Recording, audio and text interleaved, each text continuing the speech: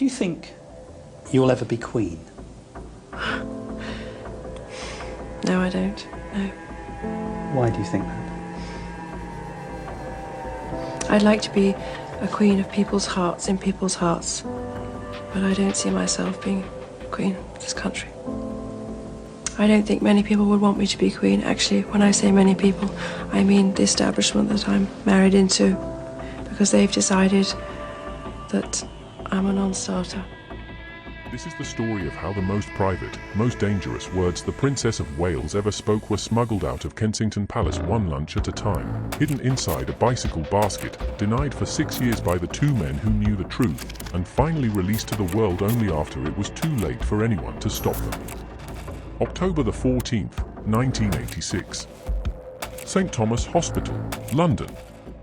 A royal visit like 100 others that year.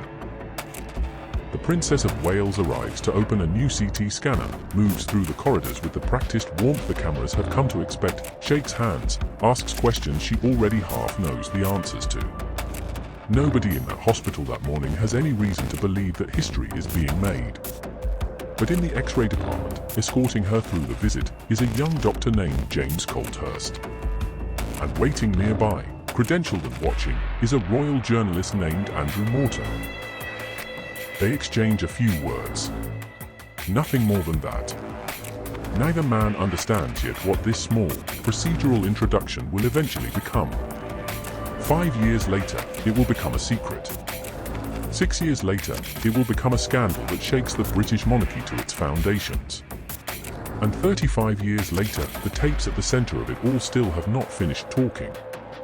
At the time of that first meeting at St. Thomas Hospital, both men occupied roles that gave no hint of what was coming.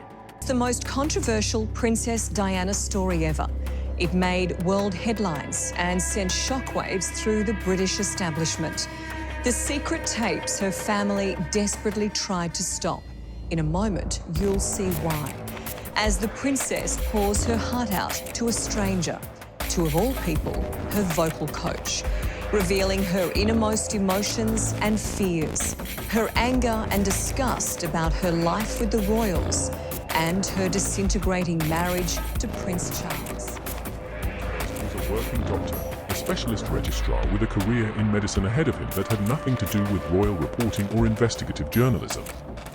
Morton, by contrast, had already built a career covering the royal family for the British press, developing a reputation as a diligent, well-sourced court correspondent long before his name became attached to the single biography that would define the rest of his career. Neither of their professional trajectories, on paper, suggested that within 5 years they would become the two men responsible for smuggling the private testimony of the Princess of Wales past the very institution built to control her image. That is, in many ways, what makes the operation that follows so unlikely and so effective. It did not rely on professional spycraft, expensive surveillance technology, or an elaborate criminal network. It relied on a bicycle, a doctor's ordinary access to a friend's home, and a woman who had simply decided that enough was enough. To understand why Diana was willing to take that risk at all, it helps to understand what her life had actually looked like up to that point, stripped of the mythology the press had built around it.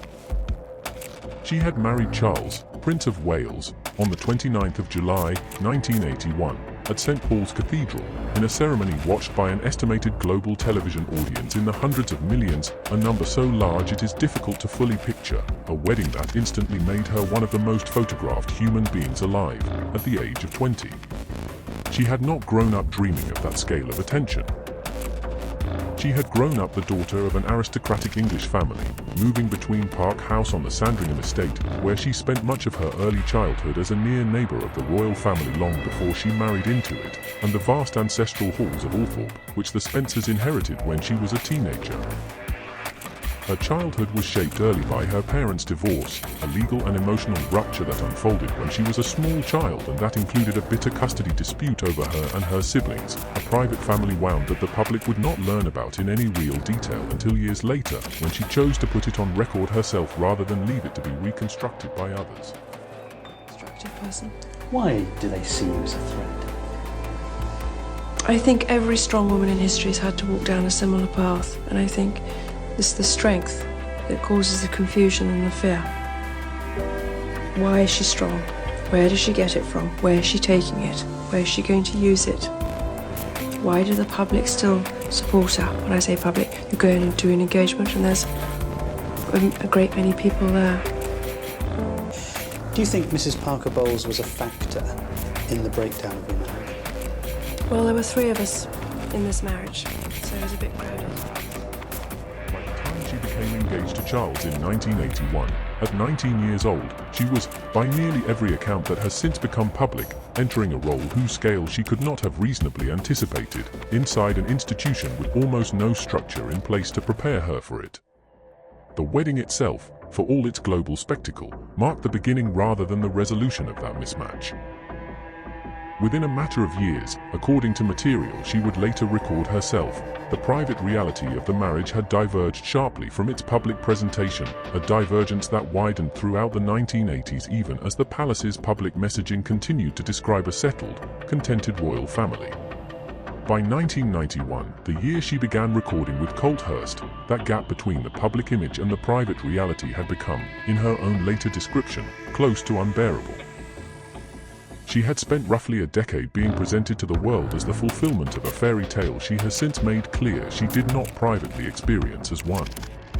By 1991, that marriage existed publicly as a fairy tale in its final, brittle act. The image the palace maintained, and the press largely repeated, was one of duty, grace, and quiet royal contentment. Behind the walls of Kensington Palace, none of that was true, and Diana knew that no one. Not a newspaper, not a television interview, not a friend passing along second-hand gossip could tell the version of her life that she needed the world to hear without her own words attached to it. She had watched other people's accounts of her marriage circulate for years, softened, distorted, managed by people who had never sat across from her and asked what she actually wanted said. She wanted, for the first time, something that could not be edited by anyone but herself. James Colthurst was not a journalist. That was, in a strange way, exactly why he was useful. He was a friend, someone Diana trusted, someone with no byline of his own to protect, someone who could move through Kensington Palace without the scrutiny that would follow an actual reporter. Andrew Morton, on the other hand, could not go anywhere near her. He stood well over 6 feet tall and was well known to palace staff by sight, instantly recognizable as exactly the kind of person who was never supposed to get this close. If Morton had walked into Kensington Palace even once, the operation would likely have collapsed before it began. So instead, he did something almost absurdly analog for what was about to become one of the most consequential pieces of investigative journalism of the decade. He wrote out his questions on paper. He handed them to Colthurst. And Colthurst carried them in, and carried the answers back out on his bicycle. Picture it as it actually happened, stripped of embellishment, because the reality needs none. A doctor in his 30s, cycling toward the gates of one of the most heavily monitored residences in Britain, a black briefcase resting in the basket mounted to his handlebars. Inside that briefcase, a list of typed questions from a journalist the princess could never be seen with, and a small tape recorder. The cover story, when anyone asked, was almost laughably simple. James is coming to lunch. Nothing about the mechanics of what happened next was cinematic. Colthurst has said so himself, plainly, without any of the dramatization that later television adaptations would add. In the beginning, he read the questions aloud to her, one at a time, the way an interview might. But Diana found that too slow. She wanted to move faster than that. So she took the list from his hands herself, clipped the small microphone to her own clothing, and pressed the record button. And then she simply talked. She talked about her childhood, a period of her life that had never been publicly excavated with anything close to this honesty. She talked about entering the royal family at 19 years old, a girl thrust into an institution whose scale and machinery she has since been widely reported to have had almost no real preparation for. She talked, according to what would later become public, about eating disorders, about self-harm, about suicide attempts, about a sense of being profoundly unseen inside a marriage that the entire world assumed was the picture of royal happiness. And she talked, for what Morton has said was the first time he had ever heard directly from her, about a name that would follow her for the rest of her life and beyond it. Camilla. These were not polished sound bites. They were not written, rehearsed, or vetted by any communications advisor, because there was no communications advisor in that room. There was Diana, a tape recorder, and a friend who had agreed to carry her words out through the front gates of the same institution she was quietly indicting.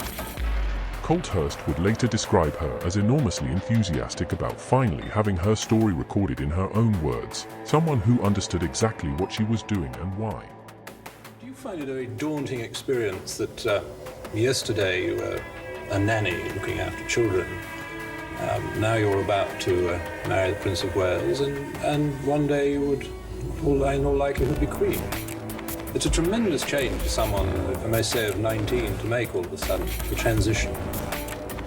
It is, but I've had a small run out to it all in the last 6 months. And next to Prince Charles and I can't go wrong. He's there with me. Did you find it a very hard decision, Lady Diana? I had a long time to think about it, because I knew the pressure was on both of us. And it wasn't a difficult decision in the end. It's what I wanted, it's what I want. This was not, by his account, a woman being coerced or manipulated into a confession. This was a woman who had run out of other ways to be heard, and who had finally found one that nobody inside the palace could rewrite. After each session, Colthurst would close the tape recorder back into his briefcase, and the two of them would simply have lunch. That was the entire operation, over and over, across many months. No hidden cameras. No dramatic confrontations.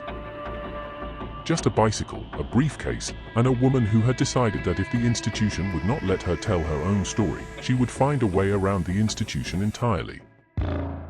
What none of them yet knew, in those quiet lunches inside Kensington Palace, was how far the consequences of those tapes would eventually travel, how many other secret recordings would surface around them in the years that followed, and how long the three of them would have to keep lying about their own tapes before the truth could finally catch up. The material Diana recorded across those sessions in 1991 did not simply describe unhappiness. It described a woman who had spent years performing a version of contentment for an institution that had very little apparent interest in her well-being once the cameras were off. According to what would later be confirmed publicly by Morton, Diana spoke about bulimia nervosa in specific, clinical detail, a term that, at the time, was barely part of the public vocabulary, let alone something anyone imagined a member of the royal family might name aloud about herself. She described the disorder as something that had taken hold amid a marriage in which she felt increasingly invisible, and amid a family structure that she experienced as remote and unyielding. This was not a story that had ever been told about the Princess of Wales before, by anyone, in any format. It was not softened by a sympathetic editor. It was not filtered through a palace press office deciding how much of it the public could handle. It was simply true, and it was hers. Among the most widely reported claims to emerge from the tapes and the resulting book was an account of a specific incident during her pregnancy with Prince William, in which Diana described throwing herself down a staircase at Sandringham in a moment of acute distress. An account that, when it was published in 1992, shocked a public that had never before heard a working member of the royal family describe an act of that severity in her own words, attributed directly to her own account of her own life rather than filtered through a third-party speculation. Details of this kind are part of what made the material so difficult for outside observers to dismiss as embellishment. They were too specific, too painful, and too precisely located in time and place to read as anything other than first-hand testimony. She also spoke, in language Morton would later describe as raw and largely unprompted, about her sense of betrayal within the marriage, a betrayal she connected directly to a name he says he had genuinely never heard associated with the Prince of Wales before those tapes. Camilla Parker Bowles. The tapes did not merely mention her in passing. They positioned her, for the first time in any account that would reach the public, as a central, ongoing presence in the collapse of the royal marriage, not a rumor whispered in tabloid gossip columns, but a fact stated plainly by the one person whose testimony could not be dismissed as second-hand speculation. The woman at the center of the marriage was, in her own words, describing exactly why it was failing. For Morton, sitting on the other end of this chain of secrecy, the material arriving through Colthurst's briefcase was not simply a good story.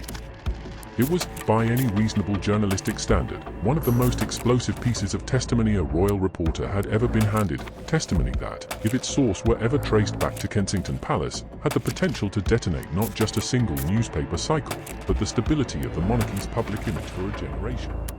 Your brother both directly asked your dad not to marry Camilla. Yes. Why? We didn't think it was necessary. We thought that it was going to cause more harm than good, and that if he was now with his person, that surely that's enough. Why go that far when you don't necessarily need to? We wanted him to be happy, and we saw how happy he was with her. So at the time it was, okay. And that created an immediate, unavoidable problem. The material was only as valuable as it was protected. The moment anyone could prove that the Princess of Wales herself was the source, the entire structure of denial that made publication possible would collapse, and with it, quite possibly, Diana's standing within the institution she was still, on paper, a working member of. They had built something powerful enough to end a marriage and shake a monarchy, and now they had to figure out how to release it into the world without anyone being able to prove where it had actually come from. That tension did not stay theoretical for long. As Morton began assembling the material into what would become his 1992 biography, the sense that they were being watched stopped feeling like paranoia and started feeling like a reasonable conclusion. Morton has since described feeling, during this period, as though he were living inside a real-life version of a political conspiracy thriller, the sensation of being followed on the London Underground, of deliberately standing back from the platform edge because he genuinely believed someone might be tracking his movements. His office, he has said, was broken into during this period. Colthurst, cycling his usual route, was knocked off his bicycle. And Diana arranged to have her rooms at Kensington Palace swept for hidden listening devices, a decision that, at the time, struck those around her as extreme, and that Morton has since said he believes was entirely justified. That decision looks considerably less extreme once you understand what else was happening to Diana at almost exactly the same time, through a completely separate and far more literal act of electronic surveillance. One that had nothing to do with the tapes she was making herself, and everything to do with tapes being made of her without her knowledge or consent. On New Year's Eve, 1989, while staying at Sandringham, Diana took a late-night phone call from a childhood friend named James Gilby, who reached her from a car phone. The conversation was long, intimate, and unguarded. Diana describing her marriage in the bluntest terms she had ever used publicly, at one point comparing her life to that of a struggling character on a television soap opera, and expressing fear that she might be pregnant outside her marriage. Gilby called her by an affectionate nickname throughout the call, one that would later become the name of the entire scandal, Squidgy. Neither of them knew the call was being intercepted. A retired bank manager and radio enthusiast would later be identified as having recorded it, whether by accident or design remains disputed to this day. The tape sat unused for years before an American tabloid published it in August of 1992, followed almost immediately by the British press. The Sun newspaper reportedly set up a telephone hotline so the public could call in and listen to the recording for themselves. And by some estimates, tens of thousands of people did exactly that, paying to eavesdrop on a conversation Diana had believed was private. The official response from the government, delivered by the Home Secretary at the time, was a flat denial that Britain's security services had played any role in the interception, a denial that did little to quiet public suspicion given how precisely the recording appeared to have captured a conversation that, by any ordinary explanation, should have been essentially impossible for a random radio hobbyist to intercept in full and in such clean audio quality.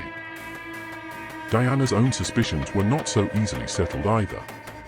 She had already, by this point, quietly arranged for a private surveillance sweep of her own rooms at Kensington Palace, reportedly bringing in electronic countermeasures specialists disguised as carpet fitters, a cover story not unlike the one Colthurst himself had used to get in and out of the same building. According to later reporting, the men were detained by palace security when they attempted to access the building's internal telephone exchange, the exact kind of infrastructure someone would need to reach in order to install or locate a genuine listening device. Whatever they may or may not have found before being stopped has never been publicly disclosed. This was not a woman inventing threats out of nowhere. This was a woman whose own recorded voice was, at that very moment, being sold by the thousands to a public that had no idea how it had actually been obtained, and who would, years later, have her former protection officer confirm on the record that her fear of being monitored inside her own home was not paranoia, but a reasonably founded belief shared by people whose job it was to protect her. Then, within months, it happened again, this time to her husband. A separate tape surfaced, recorded on the 18th of December, 1989, of an intimate late-night phone call between Prince Charles and Camilla Parker Bowles, both of them married to other people at the time. Unlike the Diana and Gilby recording, which was widely believed to have been picked up accidentally by a radio hobbyist, some reporting has suggested the Charles and Camilla tape may have circulated privately for years before anyone brought it to a newspaper. The recording did not reach the wider public until January of 1993, when an Australian magazine published a transcript, followed swiftly by the British tabloid press under the nickname Camillagate. The content was intensely personal, including a now notorious exchange in which Charles mused about wanting to be reincarnated as an item of his lover's clothing, a detail so specific and so widely reported that it briefly became shorthand for the entire scandal on its own. Its release effectively confirmed in public what Diana had already said privately into a tape recorder of her own 2 years earlier, that the relationship was real, ongoing, and central to the collapse of her marriage. According to her former personal protection officer, Ken Worf, Diana's reaction combined dark humor with genuine disgust. He later recalled her greeting the news almost triumphantly, clutching a newspaper transcript of the call while declaring the contest effectively won, before privately telling him on repeated occasions that she found some of what was said simply sick. The financial and personal fallout from Camillagate extended well beyond the tabloid headlines. The scandal is widely reported to have made Camilla's own marriage to her then-husband, Andrew Parker Bowles, untenable, contributing directly to their divorce not long afterward. And the timing could not have been worse for the royal family as an institution. The formal announcement of Charles and Diana's separation had come from the Prime Minister of the day in the House of Commons only weeks earlier, in December of 1992, meaning that within the space of a single winter, the public had absorbed both the confirmation that the fairy tale marriage was over and audio evidence of exactly why. 2 secretly recorded tapes, surfacing within months of each other, exposing the 2 people at the center of the same royal marriage, neither of whom had any idea they were being recorded at the time. And running quietly underneath both of those public scandals, never mentioned in any tabloid headline because nobody outside a small circle knew it existed yet, was a third set of tapes. The ones Diana had made deliberately, on her own terms, with her own hand on the record button, precisely because she understood by then that if she did not control her own story, someone else eventually would, whether she consented to it or not. On June 16, 1992, Diana, her true story was published in the United Kingdom. It did not arrive quietly. It became, almost immediately, what can only be described as a worldwide event. Front-page coverage across multiple continents, a level of public fascination and scrutiny that few biographies of any public figure, royal or otherwise, have matched before or since.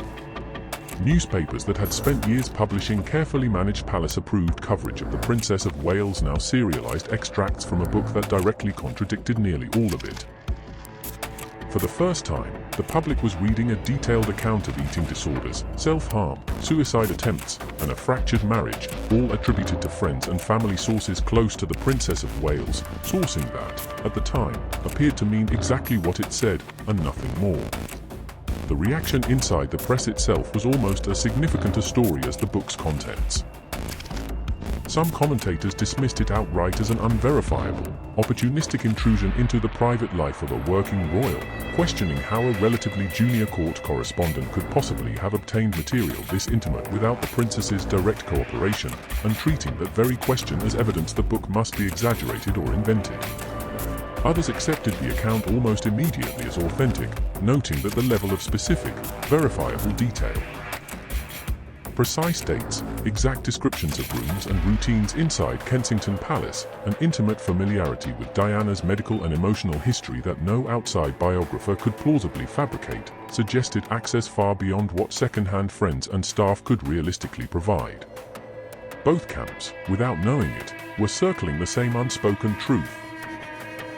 that the material read the way it did because it had come directly from Diana herself, recorded in her own voice, and merely presented to the public in someone else's prose. And immediately, predictably, the question that mattered most to Buckingham Palace was not whether the material was true. It was where it had come from. Buckingham Palace's public position was denial, a flat rejection of any suggestion that Diana herself had cooperated with Morton in any way. And remarkably, standing directly in front of the answer to that question, Diana said the same thing. She denied it. Morton denied it. The two people who knew the truth most intimately were the two people most insistent, publicly, that it wasn't true at all. What Diana did instead, in a move that has since been widely reported as a deliberate signal to the small circle of people who would understand it, was quietly visit an old friend named Caroline Bartholomew, who had contributed to the book, and allow herself to be photographed leaving that visit, embracing Bartholomew warmly on the doorstep. To the wider public, it was a minor social visit, unremarkable. To anyone paying close attention, it was something closer to an endorsement delivered without a single word being said.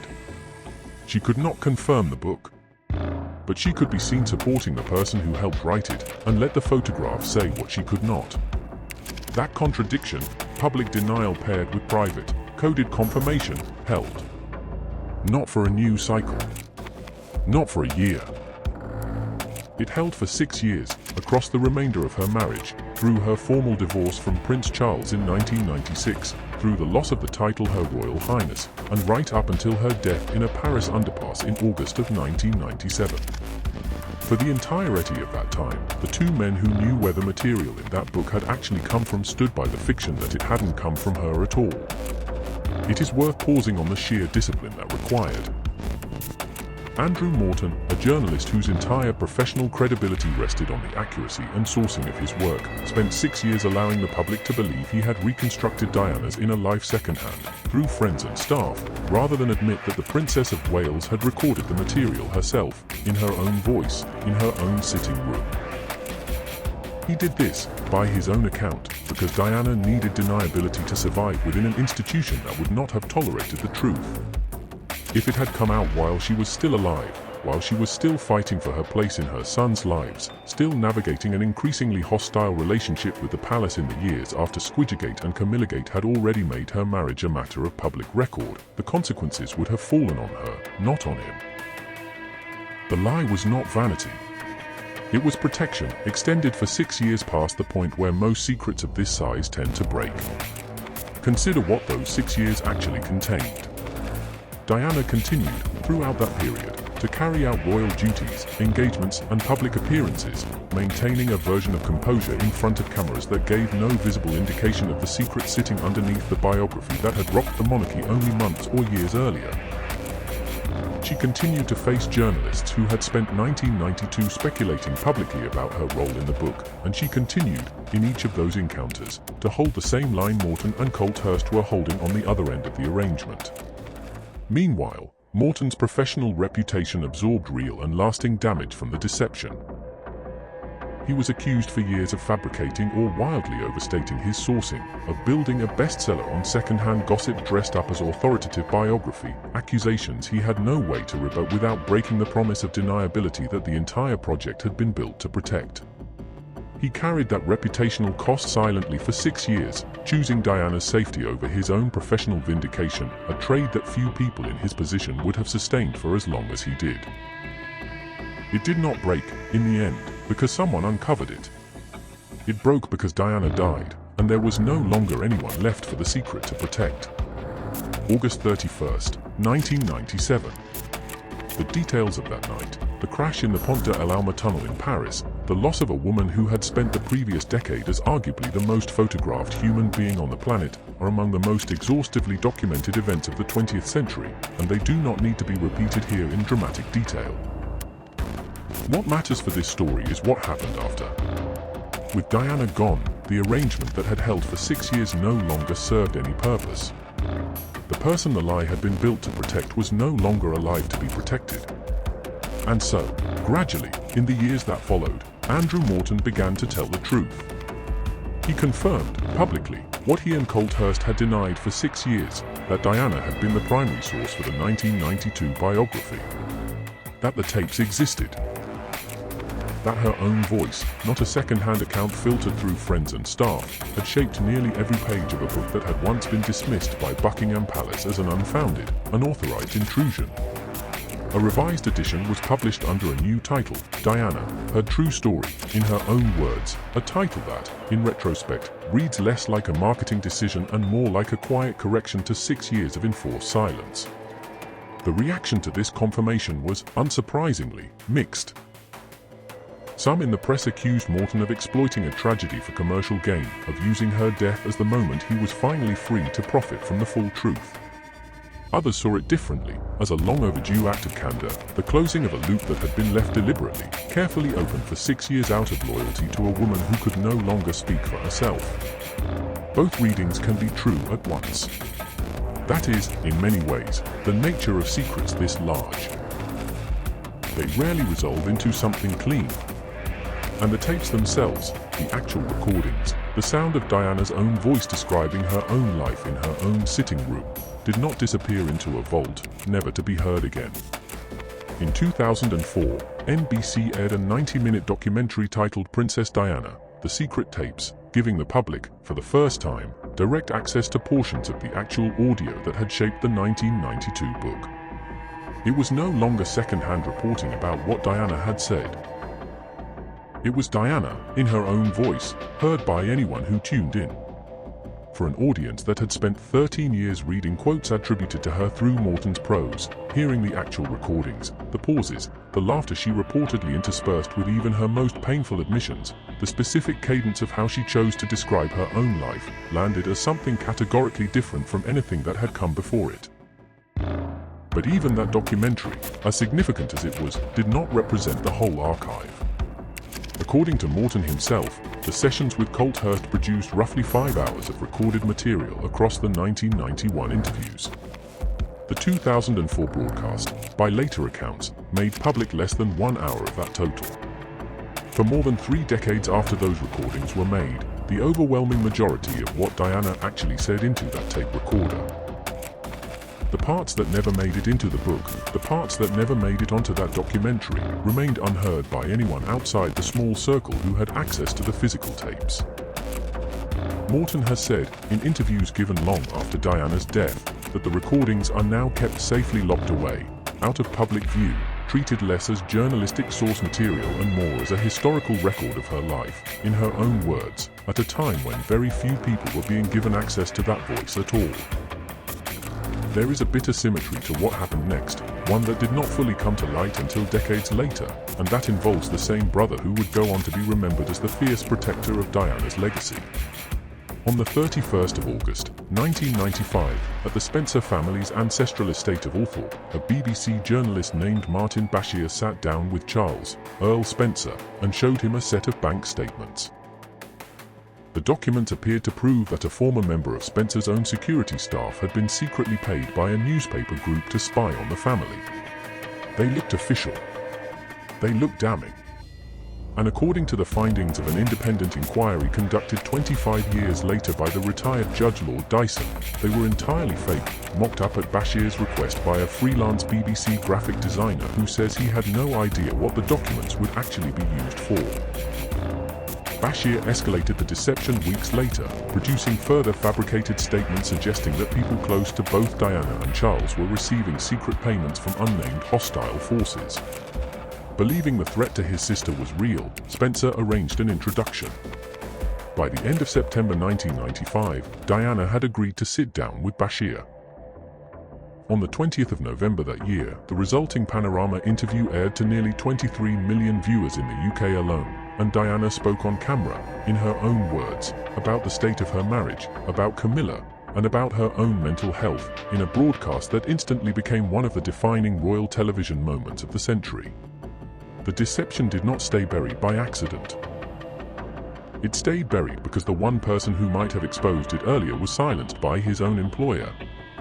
Matt Weisler, the freelance graphic designer who had produced the fake documents at Bashir's request without understanding their purpose, recognized his own work the moment the Panorama interview aired and reported his concerns to BBC management.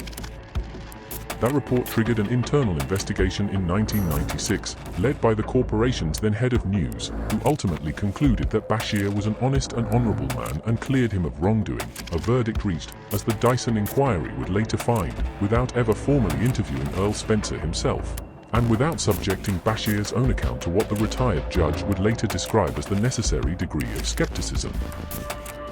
Whistler, for raising the alarm in the first place, found his career opportunities at the BBC quietly dry up in the years that followed, while Bashir's rose.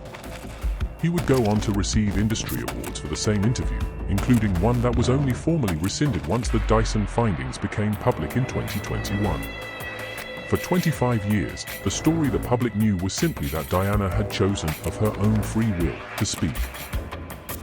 What almost nobody knew was that the man who secured the introduction had done so using paperwork that did not exist outside his own fabrication.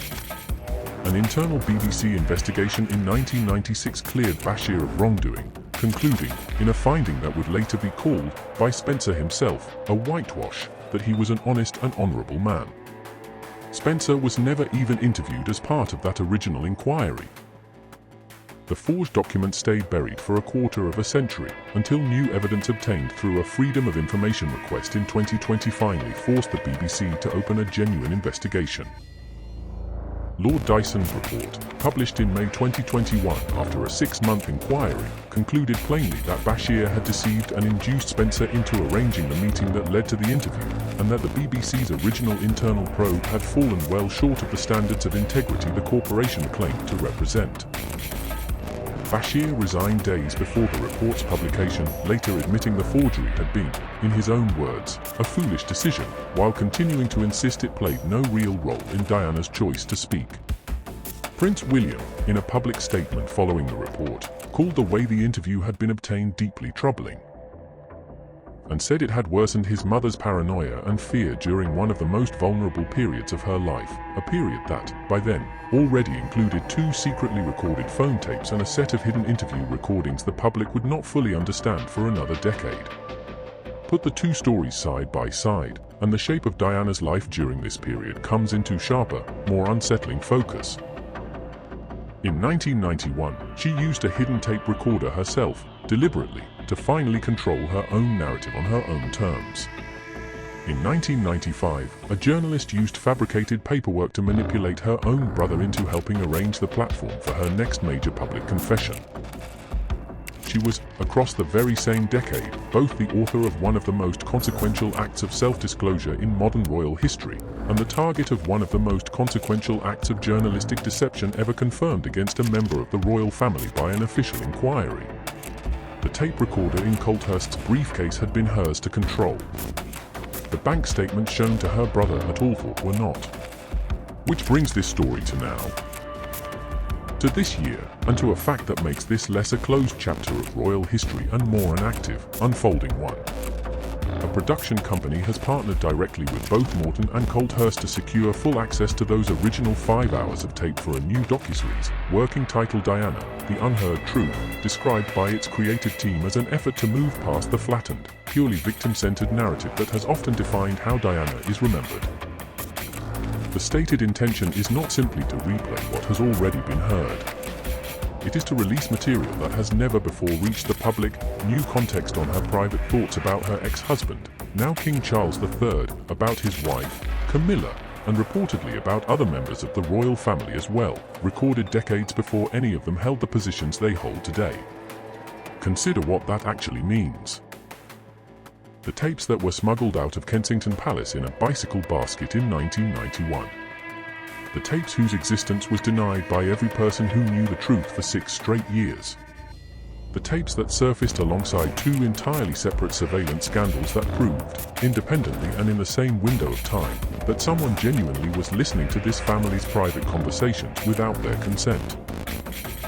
The tapes that, even after Morton's own denial finally broke, still had roughly 4 out of 5 hours locked away and unheard for another 2 decades. That archive is not a closed historical curiosity. It is, right now, in the process of being reopened, and the people about to hear the rest of it for the first time include an audience that, in 1991, had not yet been born to witness any of it happen. It is worth sitting for a moment with why that gap matters, because it is easy, from a distance of more than 3 decades, to treat this as simply a piece of media history, a book that caused a stir, a documentary that aired once, a docuseries in production. But the actual mechanics of what happened here describe something rarer than a scandal. They describe a person systematically prevented, across the length of an entire adult life and then for years beyond her death, from being heard directly by the public whose fascination with her never once slowed down. Diana's image was manufactured and consumed at an almost unprecedented scale throughout the 1980s and 1990s. Magazine covers, television specials, biographies written by people who had never sat across from her, tabloid front pages built on secretly recorded phone calls she never consented to. And running underneath nearly all of it, for the vast majority of that time, was a 5-hour archive in which she had already answered, in her own words and on her own terms, most of the questions the public spent decades speculating about. It simply was not allowed to reach them. Not because the tapes were destroyed. Not because they were lost. Because 6 years of engineered denial, followed by decades of a locked safe, kept nearly all of it out of public reach. When the 2004 NBC documentary finally broadcast a portion of the actual recordings, the response made clear just how different hearing Diana speak for herself was from reading a journalist's careful paraphrase of what she had said. Audiences who had spent over a decade absorbing quotes filtered through Morton's prose were, for the first time, hearing her actual voice, its rhythm, its restraint, the moments where she reportedly laughed even while describing periods of profound unhappiness. It is one thing to read that a princess described feeling unseen inside her marriage. It is another thing entirely to hear her say it, in her own cadence, in the same sitting room where the words were first spoken into a tape recorder passed to her in a doctor's briefcase. The documentary was, in that sense, less a retelling of an old scandal than the actual unsealing of testimony that had been sitting, mostly silent, for 13 years. And still, even after that broadcast, roughly 4/5 of what Diana said across those 1991 sessions remained unheard. That is the detail that tends to get lost in the shorthand version of this story, the version where the book comes out, the truth eventually comes out, and the matter is considered closed. It was never closed. It was paused, repeatedly, for reasons that had nothing to do with the material losing relevance and everything to do with who controlled access to it and when they chose to release it. Morton has described the surviving tapes as being kept safely locked away, treated now less as raw journalistic material and more as an actual historical archive, the recorded voice of a woman whose life has otherwise been reconstructed almost entirely through other people's accounts of her, whether sympathetic biographers, hostile tabloids, dramatized television adaptations, or official palace statements issued in her name by people managing an institution's reputation rather than her own. Which is what makes the announcement of a new docuseries this year land differently than another retrospective. The production team behind Diana, The Unheard Truth, has secured direct cooperation from both Morton and Colthurst, the two men who have held the keys to this archive for 35 years, for access to the full 5 hours of original recordings. According to reporting on the project, the stated goal is not simply to relitigate the scandal of 1992 or repackage the highlights already aired in 2004. It is to let the public hear, for the first time, the portions that were recorded but never released.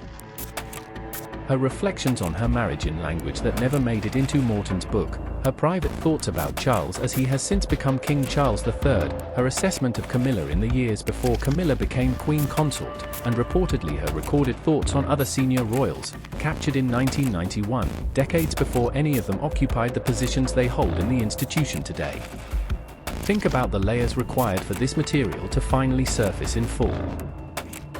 A princess who understood, in 1991, that the only way to guarantee her own account survived was to record it herself, in secret, before anyone could edit it out of existence.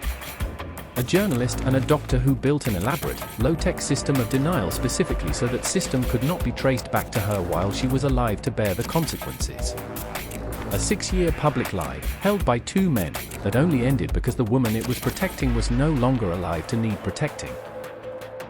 A single hour of that 5-hour archive finally reaching the public in 2004, 13 years after it was recorded.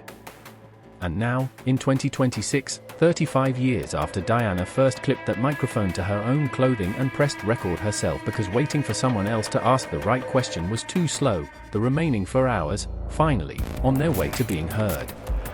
Diana chose a method of testimony that no institution could quietly bury, and no denial could permanently contain. A tape recorder, a trusted friend, and a bicycle. It took 6 years for the truth about where those words came from to be told at all. It has taken more than 3 decades for even a fraction of what she actually said to reach the public. And as of this year, the world is still waiting to hear the rest of it. There is a version of this story that ends simply as a media history footnote. A clever workaround by a princess who wanted control of her own narrative, a journalist who protected a source for 6 years, a documentary that eventually aired. But that version misses what actually makes this account worth telling in full. This is a story about the distance between what an institution allows to be said about a person, and what that person is actually permitted to say for herself. Diana spent her entire adult public life inside an apparatus that managed, curated, and frequently distorted her image, sometimes through official palace statements, sometimes through secretly recorded phone calls sold to tabloids by strangers, and at least once, as the world would not learn until 2021, through forged documents designed to manipulate the people closest to her into helping arrange her next public confession. Against all of that, the 1991 tapes represent something genuinely rare, an unfiltered, unmanaged, self-authored record made entirely on her own terms, at a moment when almost nothing else in her life was. The tapes Diana recorded in that Kensington Palace sitting room were never really about a single book, or a single scandal, or a single denial that finally broke. They were about a woman who understood, correctly, that if she waited for permission to tell her own story, she might never get the chance, and who decided, one lunch at a time, to make sure that whatever else happened to her, her own voice would eventually be the one telling it. 3.5 decades later, the world still has not heard all of it. That fact alone should be enough to make clear that this story, unlike so much of what has been written about Diana since her death, is not yet finished. What remains, in the end, is a fairly simple through line running underneath all of the individual scandals, the tapes she made herself, the tapes made of her without her knowledge, and the fabricated documents used to manipulate her family into arranging her next public statement. In every version of this story, the central conflict is the same one: who gets to control what the public is allowed to know about Diana, and on whose terms. For the vast majority of her adult life, the answer to that question was almost never her. The 1991 recordings stand out precisely because, for a handful of hours across a handful of lunches in a Kensington Palace sitting room, the answer briefly and deliberately became her own. Everything that happened afterward. The denial, the death, the decades of a locked archive, and now, finally, the slow unsealing of what remains, has simply been the long, uneven process of the rest of the world catching up to that fact.